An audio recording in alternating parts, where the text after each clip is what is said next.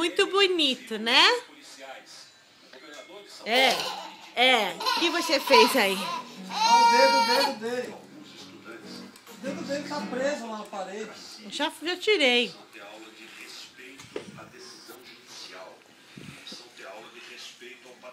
Ó, assim cai.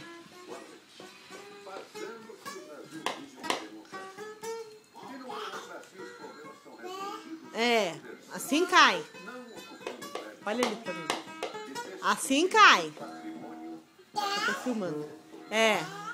Não. Quer não. Não. Quer o quê? Quer? Tira o pé de mim. Tira o pé de mim. Quer? Vai cair. Tá escorregando. Onde você vai? Quer? Esse? Esse?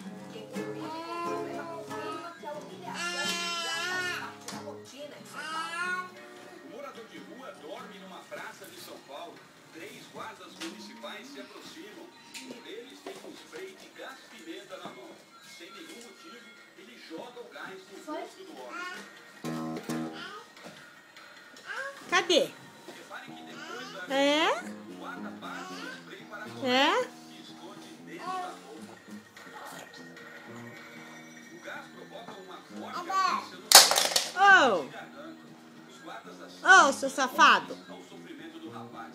Um deles usa o capacete para obrigar o guarda a se levantar. Tira o papelão e os guardas vão embora. Se não tivessem feito nada, o morador de rua sempre Vem, dá a mão. mais alguns minutos.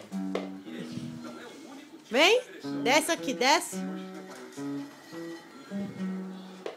cena de violência faz parte da rotina da praça Vem. pública no centro de São Paulo. Os guardas civis estão sempre nessa região.